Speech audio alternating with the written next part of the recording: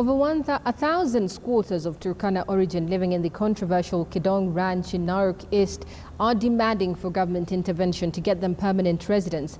These squatters claim they are descendants of the first Turkana families who were brought to the region by white settlers to herd their exotic breeds of cattle.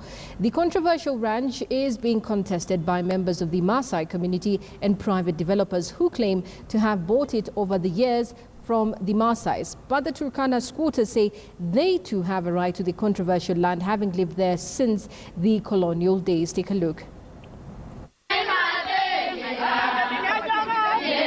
It is a dance that conceals the hardships of these over 1,000 squatters from the ethnic Turkana community.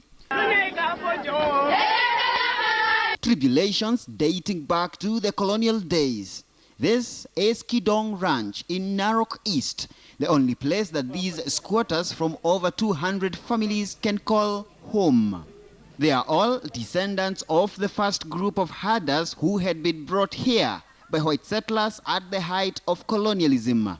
But as they say, fate is one very mysterious phenomena. Because as the wheels of history moved, so did the lives of these families turn from that of a community skilled in livestock keeping to that of daily misery and despair. Sisi tuko na shida ni kwa sababu mama akijeta kujifungua, hakuna hospitali karibu.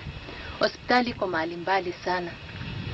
Hakuna kwenda hospitali, tunasaidiana hapa. Saa zingine mama mwingine anaweza mpaka anahaga. Sasa zingine mama mwingine hata nyumba ya mtoto inakatalia mpaka anahaga. Ni kwa sababu hatuna usaidizi mwingine, hatuna hospitali.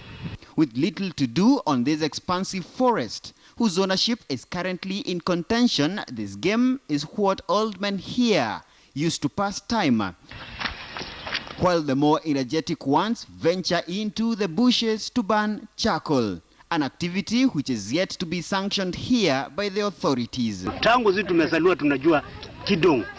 Tujajua mahali pengine na tujui hata mtu anaitwa chief ama kiongozi, hatujui sisi tunajipeleka sisi wenyewe. The ownership of this land is in dispute between the Maasai community, who say it was historically their land, and private developers who claim to have bought it over the years from the Maasai.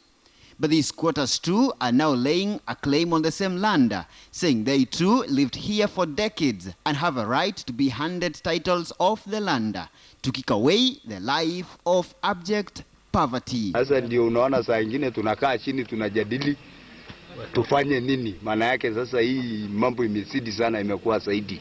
Tuko katika msitu ambaye tuliacho. Hii msitu utaweza kulima kwa sababu ni shamba ya wenyewe.